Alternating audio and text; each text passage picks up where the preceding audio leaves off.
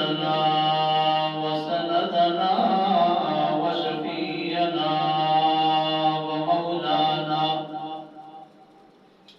وأولانا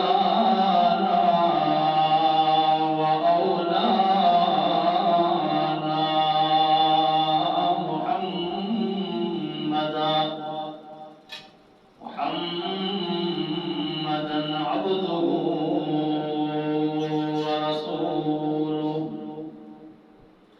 أما بعد فأعوذ بالله من الشيطان الرجيم. بسم الله الرحمن الرحيم.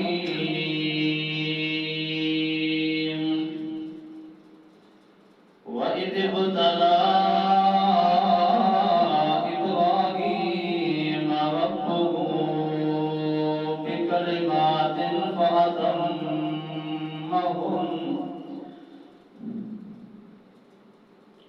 قال إني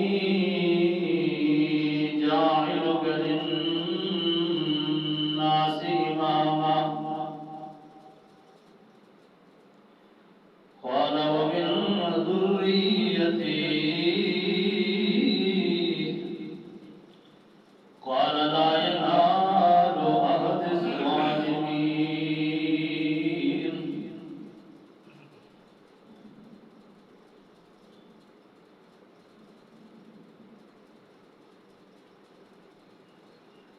إن الله وملائكته يصلون على النبي يا أيها الذين آمنوا صلوا عليه وسلموا تسليما. اللهم صل على محمد وعلى آل محمد كما صليت على إبراهيم وعلى آل إبراهيم إنك حميد مجيد. اللهم بارك على محمد وعلى آل محمد كما باركت على إبراهيم وعلى آل إبراهيم إنك حميد مجيد.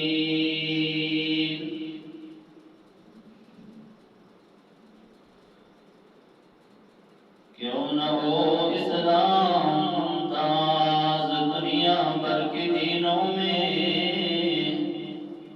کیوں نہ ہو اسلام ممتاز دنیا بھر کے دینوں میں،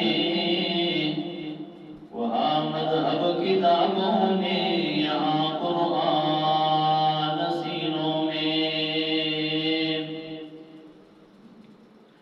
نبیوں نے توحید ہم کو سکھائی،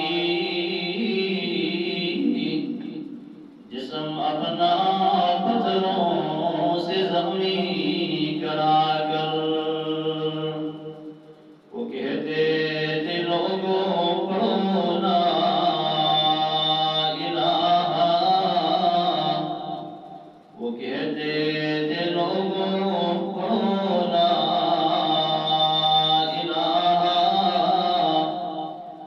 خدا کے سوا کوئی داتا نہیں ہے.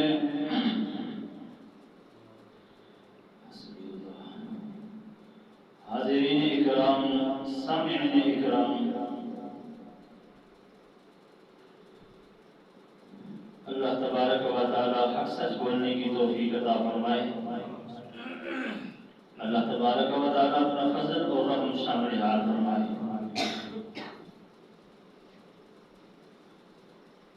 پچھلے جمعہ میں نے یہ کہا تھا، یہ جو مہینہ ذی القعدہ کا چل رہا ہے، اس میں بہت بڑا عظیم سفر لوگوں کا حج کے لیے ہو رہا ہے. اللہ کی راہ میں نکلنا کتنی بڑی فضیلت اور حج جیسی بڑی عبادت کوئی نہیں. حج کے اندر جان بھی قربان ہوتی ہے، مال بھی قربان ہوتا ہے. حج کے لیے حجاج اکرام سفر شروع کرتے ہیں، اور یہ 2-2.5 مہینوں کا سفر 2 مہینوں کے بعد کچھ 10 دن اوپر کا بھی شوال، ذوالقعدہ، ذوالحج، اتنا عظیم سفر کہ نبی کریم صلی اللہ علیہ وسلم فرماتے ہیں اللہ کی رضا کے لیے جانے والا شخص جب واپس آتا ہے تو ایسے پاک صاف ہوتا ہے جیسے ابھی اس بچے کی پیدائش ہوئی ہے۔ اگر اتنے گناہوں سے پاک صاف کرنے کی فضیلت سنائی گئی تو پتہ چلا اس سے بڑی عبادت کوئی نہیں۔ ایک عبادت جانی ہے، ایک عبادت مالی ہے، ایک عبادت قولی ہے۔ جانی عبادت جہاں صرف جان لگ رہی ہے جیسے جہاد، مالی عبادت جہاں صرف مال لگ رہا ہے جیسے زکوٰۃ، قولی عبادت جہاں صرف اور صرف زبان لگ رہی ہے جیسے دعا۔ نماز بدنی عبادت بھی ہے، قولی عبادت بھی ہے، اور حج اتنی بڑی عبادت کہ بدنی عبادت بھی، قولی عبادت بھی اور مالی عبادت۔ بدنی عبادت اس لیے کہ بدن استعمال ہو رہا ہے، بڑی مشقتیں جھیلنی پڑتی ہیں۔ مالی عبادت اس لیے 1-2 لاکھ کی بات بھی نہیں، کئی لاکھوں میں مال لگ رہا ہے۔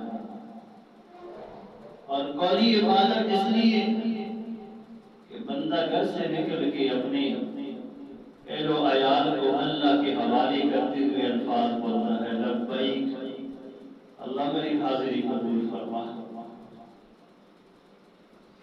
یہ لبیک پڑھتے پڑھتے پڑھتے اتنا لمبا سفر اور اتنا لمبا وظیفہ اور اتنا لمبا ذکر کسی اور جگہ پر نہیں ملے گا۔ اور جو ہی خانہ کعبہ کے اندر پہنچتا ہے، حرم کے اندر داخل ہوتے ہوئے شریعت کہتی ہے اب چپ کر، اب یہ ذکر بھی چھوڑ، صرف آنکھیں جما کے دیکھ اور دل میں جو تمنا ہے پیش کر۔ ادب کا یہ مقام ہے کہ چپ ہو جا اور موقع غنیمت سمجھ کے دل سے ایک ایسی تمنا ظاہر کر کے اب یہ قبول ہو کے رہے گا۔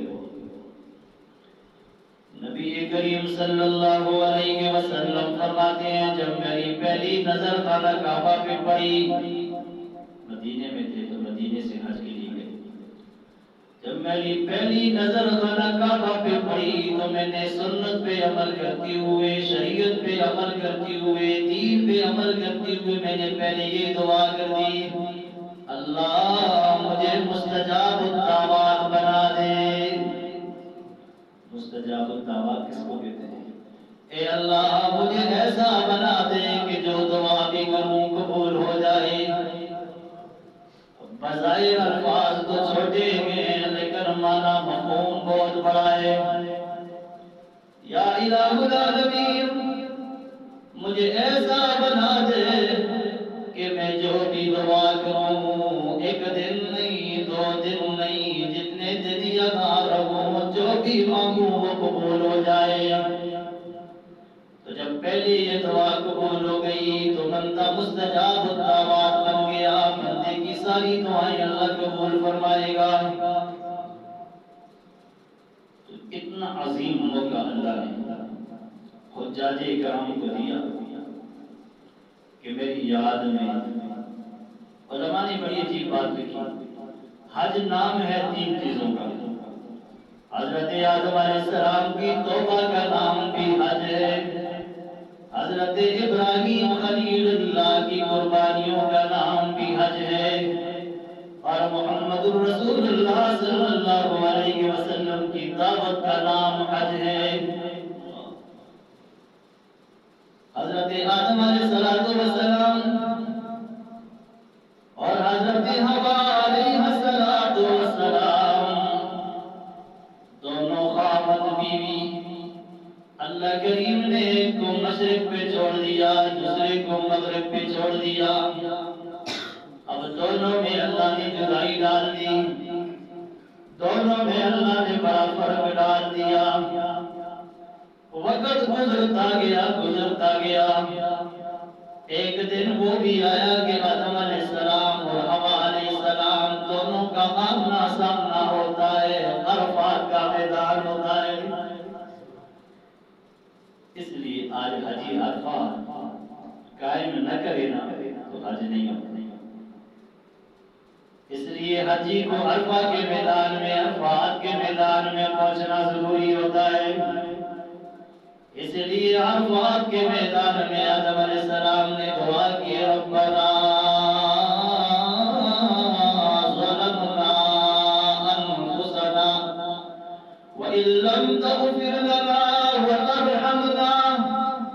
دیندار کتنا کہ پیغمبر ہوں، دیندار کتنا کہ نئی نسلوں میں انبیاء آئے، دیندار کتنا کہ عرفات کے میدان میں تجھے پکار رہا ہوں، دیندار کتنا کہ لوگ مر کے بعد جنت میں دیکھیں گے، میں نے پہلے جنت دیکھ لیے، اس کے باوجود ربنا ظلمنا انفسنا وان لم تغفر لنا وترحمنا لنكونن من الخاسرين۔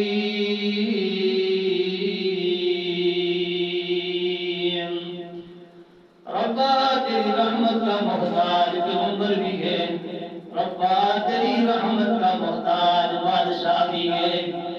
اگر سلیمان بادشاہ آ جائے، ذوالقرنین بادشاہ آ جائے، پھر بھی تیری رحمت بغیر کام ان کا بھی نہیں بنتا۔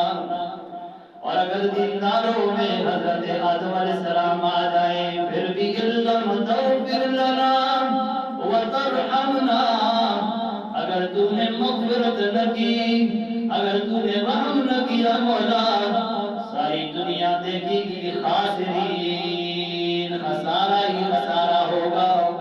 اور اگر تیری رحمت آ گئی، تیرا فضل آ گیا، دنیا دیکھے گی کامیاب ہو گیا۔ رحمت بہت بڑی چیز ہے۔ ھذا رحمت من ربی۔ ذوالقرنین بادشاہ مشرق مغرب پہ چلنے والا، ذوالقرنین بادشاہ کو مالک کائنات نے پوری دنیا کی بادشاہی عطا کر دی۔ ذوالقرنین بادشاہ نے یاجوج ماجوج سے انسانوں کی حفاظت کے لیے دیوار قائم کی، اور دیوار قائم کرنے میں لوگوں نے کہا پیسہ چاہیے، چندہ چاہیے، خرچ چاہیے۔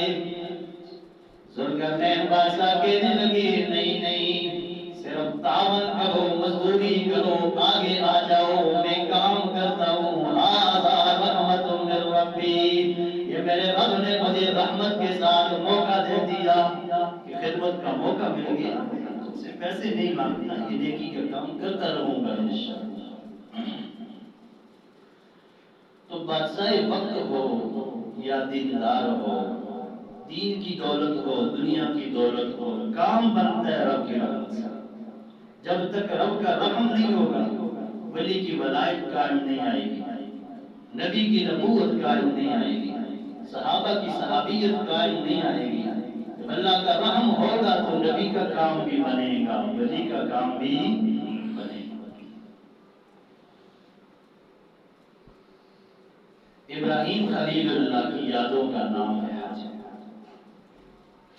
خلیل اللہ نے اس قربانی کے لیے بڑی بڑی مشقتیں برداشت کی۔ اللہ کریم فرماتے ہیں اذ ابتلی ابراہیم ربہ بکلمات فاتمہن، میں رب نے جب امتحان لیا اپنے بندوں نے ابراہیم کا، چند چیزوں میں نے امتحان لیا، جب امتحان لیا تو ابراہیم 100% کامیاب ہو گئے۔ اذ ابتلی امتحان لیا رب فرماتے ہیں ابراہیم علیہ السلام فاتمہن، پورے ہو گئے، پاس ہو گئے، کامیاب ہو گئے۔ سوال کرنے والا سوال کرتے خلیل تجھے رب نے اتنا بڑا مقام کیسے دے دیا؟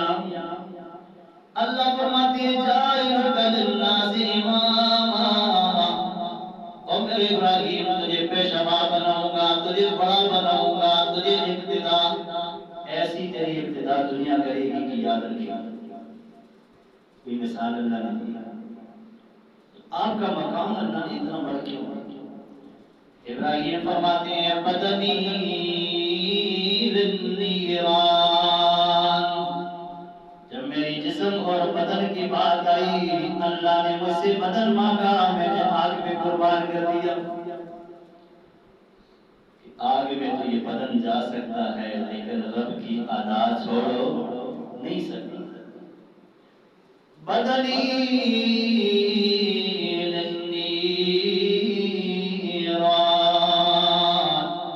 پہلا امتحان میرے اوپر میرے رب نے ڈالا، میرے والد کی مخالفت شروع ہو گئی، میں نے کہا میرا رب کون ہے؟ والدہ نے کہا میں نے والدہ سے پوچھا تیرا رب کون ہے؟ والدہ کہنے لگی تیرا ابو ہے۔ میں نے کہا پھر میرے ابو کا رب کون ہے؟ والدہ کہنے لگی اس کا رب نمرود بادشاہ ہے۔ جو شرک کرتا ہے یہ اتنا خرطبا ہوتا ہے اس کی دماغ کام نہیں کرتی، یہ اللہ کا حق بھی چھوڑ کر۔ اب ماں کیا کہتی ہے؟ ابو پال رہا ہے، رب ہے، رب کا معنی پالنے والا، اور ابو کو نمرود پال رہا ہے، نوکری جو لگی ہے۔ اس لیے تبلیغ والے کہتے ہیں غیر سے یقین ہٹاؤ، اللہ پہ یقین کرو۔ غیر پہ یقین ہی تو شرک ہے، یہی تو بہت، یہی تو خدا بنانا۔ والد جب گھر میں آئے تو والدہ کہنے لگی آج بچے نے بڑی عجیب باتیں کی۔ اس نے کہا تو نے بچے کو ویسے گھر میں بٹھایا ہے تو اس نے یہی تو سوچی کرنی ہے۔ میں دن کو دکان پہ ہوتا ہوں، کام کرتا ہوں، مزدوری کرتا ہوں، صبح یہ میرے ساتھ جائے گا، جیسے میں نے آواز لگانی ہے اس نے بھی وہی آواز لگانی ہوگا۔ اور وہ کیا نمرود کے لیے بت بنایا کرتا تھا، صورت مورتی بنایا کرتا تھا۔ وہ مورتی ہاتھ پہ پکڑ کے اعلان کرتا تھا کون دے گا، بڑا اچھا خدا ہے، بڑا اچھا رب ہے، ایسے نعرے لگاتا تھا۔ پیچھے ابراہیم کے کندھے پہ 3-4 بت ہوتے تھے، ابراہیم لانا لگاتا ابو جھوٹ بول رہا ہے، ابو جھوٹ بول رہا ہے، ابو جھوٹ بول رہا ہے۔ اللہ کہنا سامنے ابو واپس اس نے تھپڑ لگائی کہ لوگ نفع کے لیے کیا کچھ نہیں کرتی ہو تو میرا ہی کاروبار خراب کرتا۔ اس نے کہا ابو لِمَ تَعْبُدُ مَا لَا يَسْمَعُ وَلَا يُبْصِرُ وَلَا يُغْنِي عَنْكَ شَيْئًا۔ میرے پاس بھی خدا کندھے پہ رکھے گئے ہیں، تیرے پاس بھی رکھے گئے، یہ دیکھتے کوئی نہیں، یہ سنتے کوئی نہیں، یہ کام آتے کوئی نہیں، کیسے خدا بنے؟ تو دیکھتا ہے یہ دیکھتی نہیں، تو سنتا ہے یہ سنتی نہیں، تو بولتا ہے تعاون کرتا ہے تو دوسرے کے ساتھ ہاتھ بٹھاتا ہے، یہ تو بالکل بے جان ہے۔ تو کہتے ہیں بڑی اچھی خدا ہے، میں کہتا ہوں جھوٹ بول رہا ہے میرا، اس لیے کہ جو سنتا ہے، جو دیکھتا ہے، جو کام آتا ہے وہ اچھا خدا ہے۔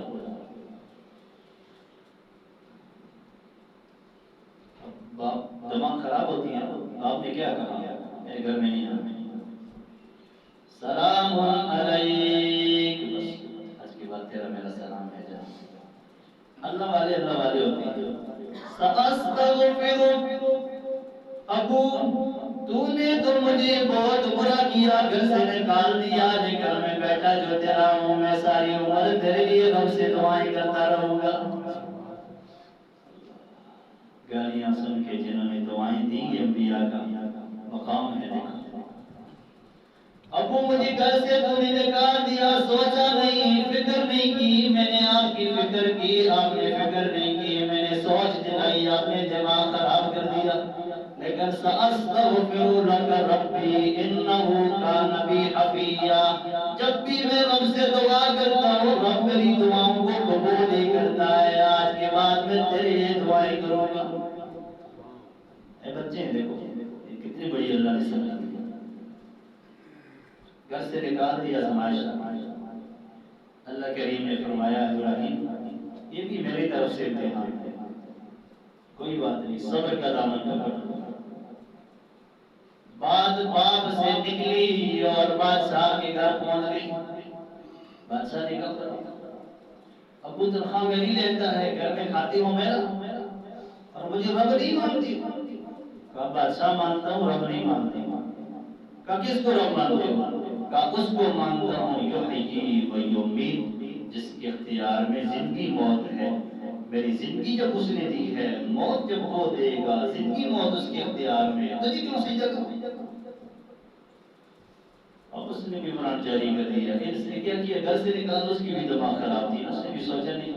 اس نے کہا ٹھیک ہے، بدنی النیران، اتنی بڑی آگ تیار کرو، حکومت کا زور چلے، آگ تیار ہو، کتنی بڑی آگ ہوگی۔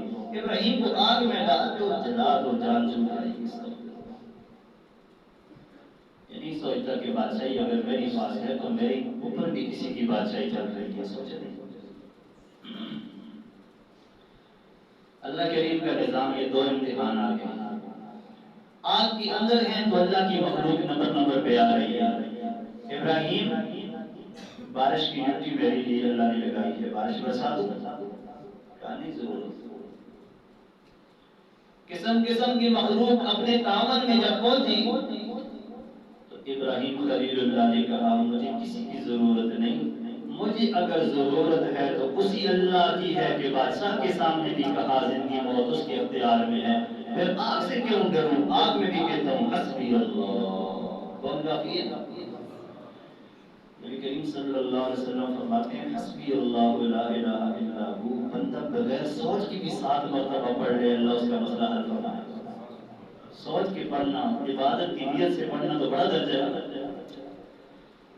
خلیل اللہ کی مدد اللہ نے کیا کی؟ یا نار کونی بردا و سلاما، او میری مخلوق، یا نار آگ ابراہیم کو جلانا نہیں، ابراہیم کے لیے سلامتی والی بن جانا، اتنی گرم نہیں کہ سڑ جائے، اتنی ٹھنڈی نہیں کہ ٹھر جائے، بلکہ آگ بن جا ابراہیم کے لیے باغ۔ آگ کو اللہ نے باغ میں ڈال دیا۔ علماء لکھتے ہیں اس وقت کے لیے اللہ نے اس آگ کے اندر سے جلانے کی صفت لے لی اللہ نے، تو گھروں میں بھی یہ آگ کام نہیں کرتی تھی، اسے ہانڈیا پکانا نہیں پکتا تھا، جلانا نہیں جلتا تھا۔ تھوڑی دیر کے لیے اللہ نے ایسا نظام رکھا کہ اس سے صفت لے لی۔ چھری کے اندر کاٹنے کی صفت کس نے رکھی ہے؟ وہی چھری ہے ابراہیم علیہ السلام 40 بندوں کی مردوں کی طاقت لے کے بیٹے پہ استعمال کرتے ہیں، نہیں کرتے، اور وہی چھری ہے یہ 20 دن بعد آپ چلائیں گے تو جانور ذبح ہو جائے گا۔ کبھی یہ نہیں سوچنا کہ ان چیزوں سے بندے کی موت آتی ہے یا یہ چیزیں، نہیں، ہتھیار استعمال تو نہیں کرنا، غلط کام تو نہیں کرنا، خودکشی ہو جائے گی، لیکن بات حقیقت یہ ہے کہ چھری کے اندر طاقت کس کے پاس ہے؟ اب اللہ نے لے لی تو وہی چل رہی ہے، ادھر آگ سے اللہ نے طاقت لے لی، وہی جلا رہی ہے۔ آپ پانی پیتے کہتے ہیں جی میں سیر ہو گیا، کتنے بندے پی کے تھک جاتے ہیں، سیر نہیں ہوتے، پیٹ یہ اتنا آگے ہوتا ہے، تو پیاس بجھانے والا بجھائے گا تو پیاس بجھے گی۔ پہلے یقین اللہ پہ جمائے گا۔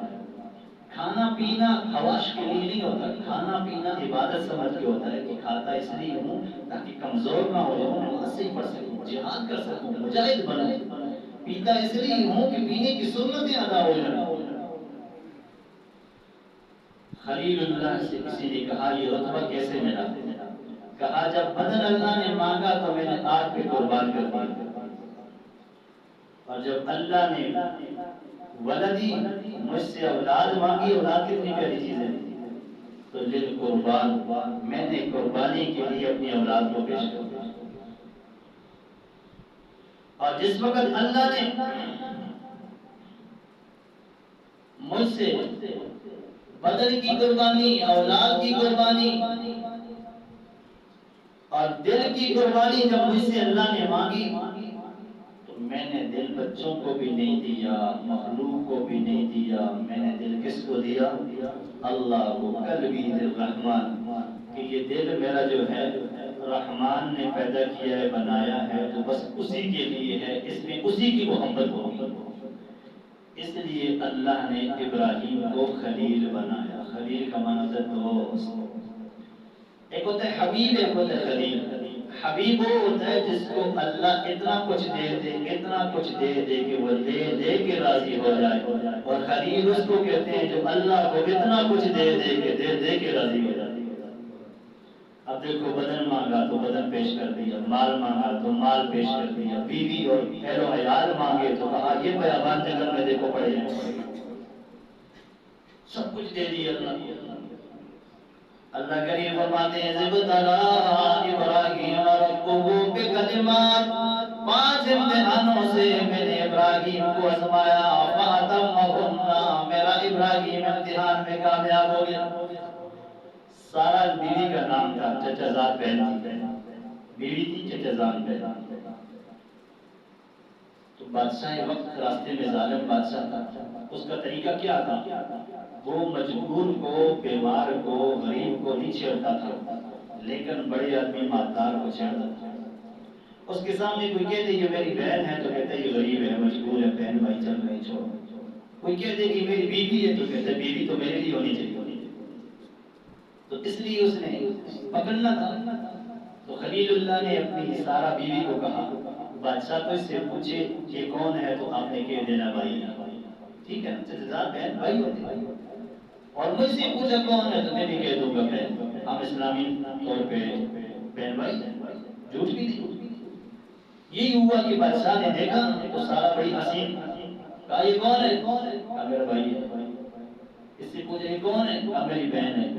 قانون کا تقاضا یہ تھا راستہ چھوڑ دیتا، لیکن حسن و جمال کو دیکھ کے کہا بس دماغ اتنی خراب ہوتی ہے، اتنا بڑا گناہ کہ نبی کی عزت پہ ڈاکہ ڈال رہا ہے۔ اس نے بس سارا کو پکڑنے کی کوشش کی، قبضے میں لانے کی کوشش کی۔ میرا اللہ بڑے ہیں، میرا اللہ جو نبی کو بیوی دے سکتا ہے اس کی حفاظت بھی خود کر سکتا ہے۔ جیسے عائشہ پاک، ایسے ابراہیم کی بیوی سارا بھی پاک، نبی پاک، بیوی پاک۔ تو اللہ نے زمین کو حکم دیا پکڑ اس کی پاؤں، جب پکڑے نا تو کہتی ہیں لوگ کیا کہتے ہیں آنکھیں کھل گئی۔ اب اس نے کہا بڑی کرامت ہے تیری، بڑا جادو ہے تیرا، اب مجھے چھوڑ دے پھر میں تجھے کچھ نہیں کہوں۔ اللہ والے سادے ہوتے ہیں اور یہ سادی جنتی ہوتے ہیں، تو یا اللہ معاف کر دے۔ اللہ نے زمین کو حکم دیا، زمین نے چھوڑ دیا۔ اب ادھر اللہ نے عزت بچائی، لینے کے بجائے دینے پڑ گئے۔ سب کچھ اللہ کرتے ہیں، بندے نہیں کرتے۔ اس نے کہا سارا میں نے آپ پہ قبضہ کرنا تھا لیکن بس آپ کی کرامت بڑی ہے، ہاجرہ میرے پاس نام کی عورت ہے، یہ تجھے میں دے دیتا ہوں کہ تیری ساری عمر خدمت کرے گی۔ کہاں سارا کو قبضہ کرنا، کہاں اپنی بچی ہاجرہ دینا۔ سارا نے ہاجرہ کو لیا اور روانہ ہو گیا۔ سارا نے کہا ابراہیم اولاد نہیں ہے تو میں یہ جو مجھے تحفہ ملا ہے ہاجرہ کا، یہ میں تجھے تحفہ دے دیتی ہوں، اس کے ساتھ شادی کر۔ اب اسی ہاجرہ کے وطن سے اللہ نے ہمیں اسماعیل علیہ السلام دی، اور ان کے وسیلے واسطے سے خاندان سے چلتے چلتے محمد رسول اللہ صلی اللہ علیہ وسلم آئے۔ اللہ فرماتے ہیں انی جاعلک للناس اماما، میں تجھے پیشوا بناؤں گا۔ بیوی کی حفاظت دیکھو، بچے کی چوری کے نیچے بچا کے دکھانا دیکھو، آگ کے اندر پہنچا کے بچانا دیکھو۔ نمرود کہنے لگا ابراہیم غلطی مجھ سے بہت بڑی ہو چکی ہے، اس کے حل کے لیے میں 1000 گائیں ذبح کرتا ہوں۔ بادشاہ بھی چپ گیا، اس کو کہتے ہیں اللہ کی مدد۔ ابراہیم نے کہا 1000 گائیں نہیں، 1,00,000 گائیں ذبح کر، جب تک تم لا الہ الا اللہ ابراہیم خلیل اللہ نہیں پڑھے گا اللہ تیرا صدقہ قبول نہیں کرے گا۔ یہ تو پڑھتا نہیں ہونا، یہ تو پڑھتا تو اتنی لمبی تقریریں کہاں سے؟ کہا چل تیرا رب اتنا پاور والا ہے تو میں فوج پیش کرتا ہوں، تو بھی فوج پیش کر۔ کیوں قبول نہیں کر؟ فوج لے کے جب میدان میں حاضر ہو سارے انسان جمع ہو گئے۔ ابراہیم نے فرمایا رب اپنی فوج میں انسان بھیجے گا، نیچے انسان ہے، یا فرشتوں کو بھیجے گا؟ نیچے تو انسان ہے، یا کوئی اور مخلوق بھیجے گا؟ فرمایا ابراہیم جس آگ سے میں نے تجھے بچایا ہے اس کو حیران کر دیا ہے، جس بچے کو چھری کے نیچے میں نے بچایا ہے دنیا کو حیران کر دیا ہے۔ سوچنے کی ضرورت نہیں، لنگڑا مچھر کدھر سے ڈال دوں گا، جب چاہوں گا تو وہ اندر کام کرے گا، جب میں چاہوں گا تو وہ اندر کام کرے گا، یہ نہیں کہ فوراً ڈرے گا، بس ادھر سے داخل کر دوں گا۔ عالم نے بڑی عجیب بات کی، کہتے ہیں بادشاہ کا جب کسی صاحب اندر آیا تھا اس نے کہا جی بڑی مہربانی آپ آئے ہیں، ادھر جوتے مارو۔ اسی صاحب نے 10 جوتے مارے، جوتے اس لیے کہ اندر جب اللہ نے مچھر بھیج دیا تو وہ کام جب کرتا تھا تو جوتے خزا دی، پہلے آتا تھا لوگوں سے سر نیچے کرواتا تھا، اب اسی سر پہ مار پڑ رہی ہے۔ اللہ ایسے کرتے ہیں، بالکل اللہ کا نظام ایسے ہی ہے۔ اور جب اس کے بعد کسی کی جب 20 ہی آتا نا تو اس کو کہتا 20 جوتے مجھے لگا۔ جو بڑا کمشنر تک بڑے افسر آتے، سر کو کیا ہو گیا، سر بیمار ہے، بادشاہ بیمار ہے، تیمارداری کے لیے آتے تو آ کے جتنا بڑا عہدہ اتنا بڑے جوتے لگاتے۔ یہ آج کی بات نہیں بھائی، اللہ کا قانون ہے، اللہ کے سامنے عاجزی کرو گے جھک جاؤ گے اللہ نے دے دے گا، اور اگر اللہ کا مقابلہ کرو گے اللہ کا ایسی مقابلہ کرے گا کہ گمان بھی بندے کو نہیں ہوگا کیا ہو گیا۔ اللہ سے دعا ہے اللہ ہمارے بیٹھوں کو قبول فرمائے۔ آپ کو